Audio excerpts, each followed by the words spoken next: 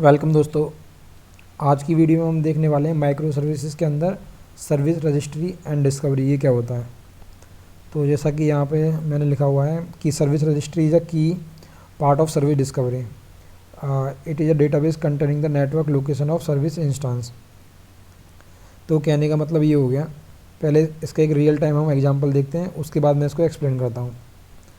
अब जैसे हमने लास्ट वीडियो में और उससे पहले ही मैंने इसके बारे में एक्सप्लेन करा हुआ है API वाला, लेकिन यहाँ पर मैं आपको बताता हूँ। जैसे हमारे पास कुछ सर्विस होती हैं, जैसे क्लाइंट हो गया हमारे पास, इसको मैं अलग चलो यहीं लिखते हैं। जैसे क्लाइंट हो गया हमारे पास, उस क्लाइंट को API कॉल करनी है, मतलब हमारी जो सर्विस बनी हुई है वो कॉल करनी है। यूज़र की होगी हमारे पास, ऑर्डर की हो गया या पेमेंट होगी, तो ये सारी सर्विस में से कोई भी वो कॉल कर सकता है।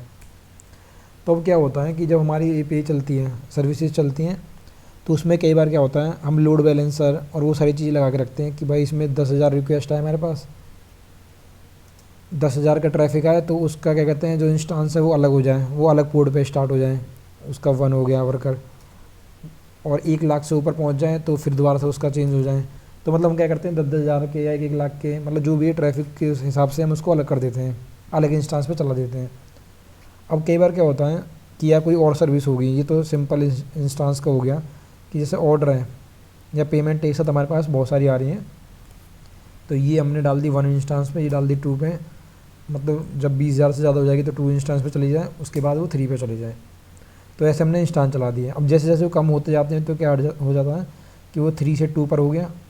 अब जो 2 वाला है वो बंद होके 1 पर आ गया, तो इस तरीके से वो चेंज होता रहता है। और सेम सर्विस, जैसे ये वाली सर्विस है, वो क्या है, मान लो वो बंद होगी किसी वजह से, तो वो किस IP पे चल रही थी, उसका जो एड्रेस था वो क्या था, ठीक है। तो ये जो सारी इन्फॉर्मेशन है, इसको हम स्टोर करने के लिए ये यूज़ करते हैं सर्विस रजिस्ट्री एंड डिस्कवरी। तो सिंपल सी ये चीज़ देख लो कि हमें ये पता करना है कौन सी सर्विस का क्या एड्रेस है, क्या IP है, ये सब फाइंड करना हमें, ठीक है। तो उसके लिए हम यूज़ करेंगे सर्विस रजिस्ट्री। अब इसमें आते हैं, इसमें देखो 2 तरीके की चीज़ें होती हैं, सेल्फ और थर्ड पार्टी। सेल्फ और थर्ड पार्टी का क्या हो गया, मतलब जैसे मान लो मेरे पास है यहाँ पे एक सर्विस रजिस्ट्री है मेरे पास SR। तो सेल्फ में क्या है, वो हर एक सर्विस के पास जाएगा, कि पहले इसके पास जाएगा 1 के पास, कि भाई तुम्हारा एड्रेस क्या है, तुम मतलब कहाँ पे तुमने कितने मतलब इंस्टांस चला रखे हैं, 1 2 3, उसके बारे में कोई इन्फॉर्मेशन दो। तुमने कौन से IP पे चला रखा है, क्या एड्रेस है अपना दो, जो भी पोर्ट वगैरह पे उसने चला रखा हो 300 ये भी है, तो वो सारी इन्फॉर्मेशन इसके पास होगी। तो ये अपने आप जाके पता करेगा, ठीक है। एक तो ये वाला काम हो गया इसका। ये आ जाता है इसका थर्ड पार्टी में, कि ये खुद जा रहा है, इसके पास गया, इसके पास गया, इन सब के पास जाके पता करेगा कि हाँ भाई कि इनकी IP ये है। फिर एक टाइम इंटरवल के बाद क्या करेगा, वो दोबारा जाएगा कि ऐसा तो नहीं है कोई बंद हो गई है, तो उनकी इन्फॉर्मेशन वो दोबारा लेगा। तो ये आ जाती है थर्ड पार्टी में। और सेल्फ में आ जाएगा आपका कि ये खुद आके बताएंगे, सर्विस 1 2 3 4 ये जितनी भी है अपने आप आके इनको बताएंगे, जो सर्विस रजिस्ट्री है, कि हमारा मतलब ये IP है, हमने इतने इंस्टांस चालू कर रखे हैं। आप जाके किसी भी क्लाइंट को बोल दो कि भाई इस पर तुम हिट करोगे तो हम उसका डेटा देना स्टार्ट कर देंगे, ठीक है। तो ये हो गया सर्विस रजिस्ट्री का, कि हाँ भाई सारी सर्विस आके रजिस्टर हो गई हैं, बात क्लियर है यहाँ पे, मतलब ये डन हो गया कि सारी रजिस्ट्री की इन्फॉर्मेशन हमें पता है। अब देखो, अगर सर्विस रजिस्ट्री की इन्फॉर्मेशन अगर ये नहीं पता होती, हमें क्या करते हैं, स्टैटिक रखते हैं हम इन चीज़ों को। अगर मान लो ये चीज़ हम यूज़ ही नहीं करते, तो क्लाइंट हमसे पूछता, क्लाइंट आया, क्लाइंट को चाहिए भाई कि यूज़र की इन्फॉर्मेशन लेनी है मेरे को, उसको यूज़र वाली सर्विस कॉल करनी है। तो अब जो यूज़र की जो सर्विस है वो किस IP पे, कौन से इंस्टांस में, तो उसकी इन्फॉर्मेशन हमें पता ही नहीं है। तो हम क्या करते हैं, अगर ये हमारे पास SR नहीं होता, मतलब सर्विस रजिस्ट्री नहीं होती, तो हम स्टैटिक रखते हैं कि भाई उसकी IP ये है अपना 199, मतलब 192.168.0.117.11.30 पोर्ट है, उसका जो वर्जन है, मतलब वो सारी इन्फॉर्मेशन हम यहाँ रखते हैं कि भाई यहाँ इस पर हिट करोगे तो आपको ये वाला डेटा मिल जाएगा। अब लेकिन स्टैटिक लिखने से तरीका बेकार है, क्योंकि कितने आप इंस्टांस कितने सर्विसेज के लिखोगे, तो क्योंकि ये सारी चीज़ें तो डायनेमिक क्रिएट होंगे ना, कि कौन से पोर्ट पर स्टार्ट है आपकी, तो इसको आप हटाओ।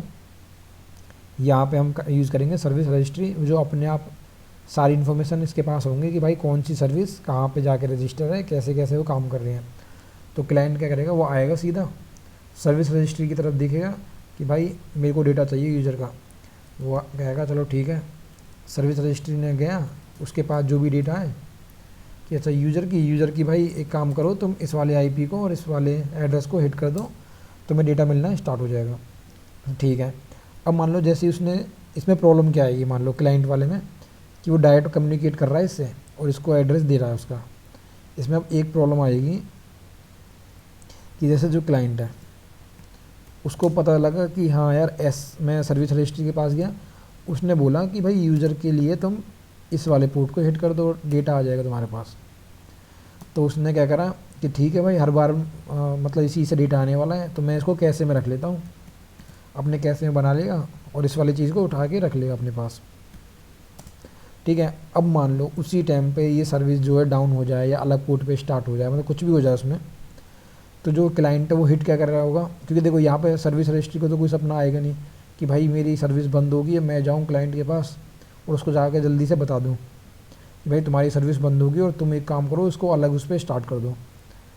तो ये तो क्लाइंट को ही पता करना पड़ेगा वापस से सर्विस पे। तो इसमें क्या है, थोड़ा टाइम ख़राब होगा इसका। वो आएगा 300 को लेके, पता चलेगा भाई ये सर्विस बंद है, वो उसको दोबारा से नहीं देगा, फिर वो हिट करेगा। तो इसमें थोड़ा सा टाइम का परेशानी है। तो उस केस में क्लाइंट क्या करेगा, तो उस केस में हम क्लाइंट को बताएंगे भाई एक काम करो, आप सारी सिरदर्दी हटाओ, आप सीधा कॉन्टैक्ट करना हमारे API गेटवे मैनेजर से। जो हमारा API गेटवे मैनेजर होगा वो आपको सारी इन्फॉर्मेशन देगा कि भाई कौन सा पोर्ट है, कौन सी IP है, किस पे काम हो रहा है, किस पे नहीं हो रहा, कौन सी सर्विस बंद है, वो आपको इन्फॉर्मेशन देगा। अब API गेटवे को इन्फॉर्मेशन कौन देगा, API गेटवे को हम सर्वर एंड से मैनेज करके रखेंगे, क्योंकि यहाँ पे मैंने आपको बता भी रखा है कि डिस्कवरी क्या होती है कि क्लाइंट से और सर्वर से। तो ये सर्वर एंड से अपने आप इसको पता चलती जाएगी, जो हमारा सर्विस रजिस्ट्री होगी वो अपने आप बता देगा जब भी कोई किसी भी उसमें IP में हलचल होगी ना, बंद होगी, स्टार्ट होगी, रीस्टार्ट होगी, दूसरा पोर्ट स्टार्ट हो गया, जो भी होगा वो ये आपस में कम्युनिकेट करते रहेंगे। 2 वे कम्युनिकेशन होगा इसमें, मतलब आपस में इधर से उधर होता रहेगा, वो इससे लेगा इन्फॉर्मेशन, वो इसको देगा इन्फॉर्मेशन। ठीक है, इस तरीके से इसमें डिजाइनिंग भी तो नहीं कर सकता मैं। चलो आप समझ गए, मतलब ये यहाँ से उसको बताएगा, यहाँ से उसको बताएगा, और जैसे ये बोलेगा कि भाई आप एक काम करो, और हाँ ये जो सर्विस रजिस्ट्री है ये इनसे कम्युनिकेट करती रहेगी कि हाँ भाई तुम्हारा कोई IP तो बंद नहीं है, कि तुम्हारा कोई बंद नहीं है, तुम्हारा कोई चेंज तो नहीं है। और जब ये इसको एड्रेस दे देगा कि हाँ भाई ये एड्रेस है, फिर यहाँ से वो इस सर्विस को जाके कॉल कर लेगा। तो ये काम होता है हमारा सर्विस रजिस्ट्री और डिस्कवरी का।